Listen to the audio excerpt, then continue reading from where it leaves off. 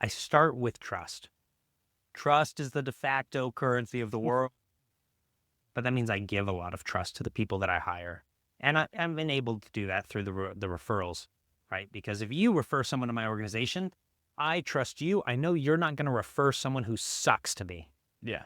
because you don't want to ruin that relationship, right? You want to be known as the person who made that good connection. And the people coming in subsequently, they want to have a good connection too.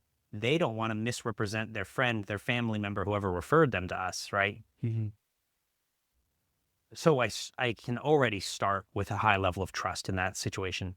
I give them that trust. I teach them, the role, and then I let them take the action and I let them take the ownership. And that's the scariest part for a lot of entrepreneurs is how do you give up ownership to someone else for their task, their role, their purpose, right? And for me, it's kind of what I mentioned earlier. I recognize the person closest to the problem is the best equipped to solve the problem. I want to let them do that. And I'll give them, what our non-negotiables are and their left and right limits, what they need to operate within.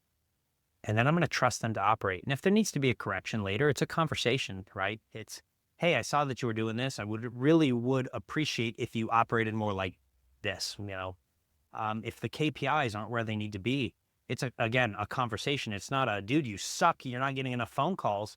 It's, hey man, I noticed that your outgoing calls 15% lower than everybody else in the office. Let's talk about why that is. And maybe we look at some of the surrounding, situation and nuance that goes into those kind of things. Actually, just to share, I had a employee, he's a relatively new employee in my organization, and he has a lower call volume than everyone else, but he has a higher talk time, like on the phones, higher call average, if that makes sense. Sorry, time average of phone calls. So obviously he's just spending more time on the phones talking to the employees. That's not inherently a bad thing, but it means he's being less efficient with how he conveys the information that solves the problems, right? But then that's a situation that I can coach, right? Mhm. I can coach him how to be more efficient. I can coach him how to overcome objections. Um, that's how I tailor that. So we start with trust.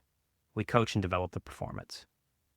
It's hard as an entrepreneur because you get in your head what your vision is, what right should look like, where you want to go.